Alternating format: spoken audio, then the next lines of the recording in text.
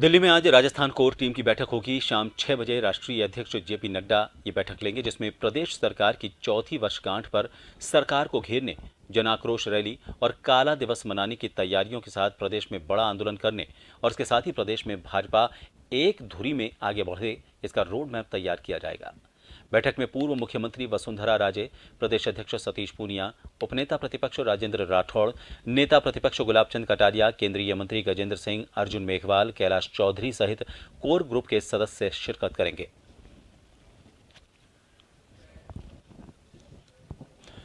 इस खबर को लेकर ज्यादा जानकारी के लिए हमारे वरिष्ठ सहयोगी अनिल सेन हमारे साथ फोन लाइन पर जुड़े हैं। अनिल, एक बड़ी बैठक इसे कहा जाएगा क्योंकि यहां पर मुख्यमंत्री पद की चेहरे को लेकर बीजेपी में जिस तरह की भागदौड़ या सियासी भागदौड़ चल रही है उस पर सभी की नजर है।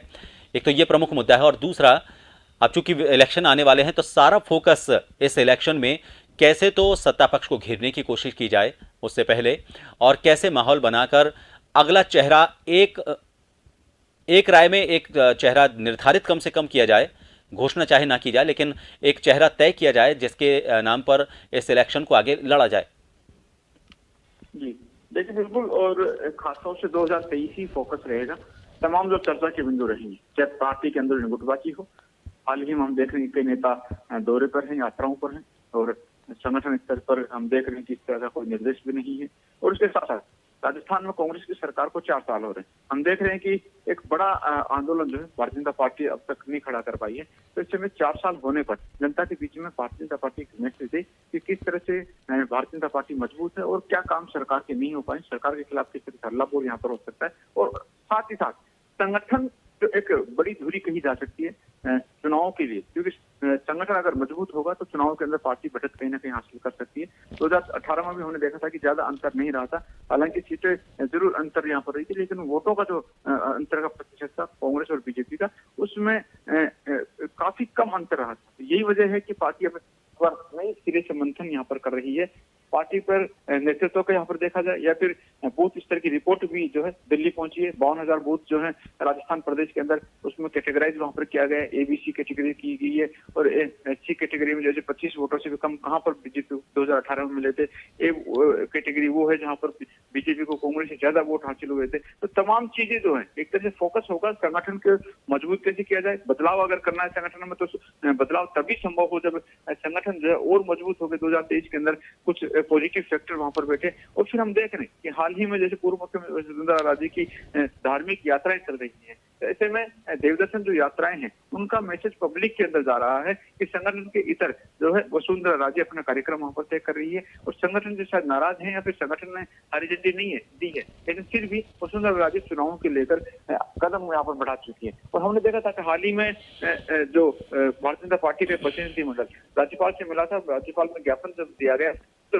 पूर्व मुख्यमंत्री वसुंधरा राजे को अपने प्रतिनिधि मंडल में शामिल नहीं किया गया। तो एक मैसेज वो भी है कि आखिरकार तमाम जो भारतीय जनता पार्टी के है उसमें क्या हो रहा है। वसुंधरा राजे देवदर्शन यात्रा पर हैं तो संगठन के नेता उसमें दिखाई नहीं देते, और जब संगठन का कोई कार्यक्रम होता है तो उसमें पूर्व मुख्यमंत्री वसुंधरा राजे को शामिल नहीं किया जाता है। तो ये जो चीजें हैं जनता के बीच में चर्चा का विषय है। इन तमाम चीजों को कैसे बांटा जा सकता है और फिर एक दूरी पर चाहे नाम यहाँ पर तय किया जाए या फिर अगर नाम तय भी नहीं किया जाता है तो ये जरूर कहा जा सकता है कि जब तक दिल्ली से कुछ निर्देश यहाँ पर नहीं हो, प्रदेश स्तर के नेता कोई कदम नहीं बढ़ाएंगे, यात्राओं का हो या फिर आगे किसी कार्यक्रम तय करने का हो।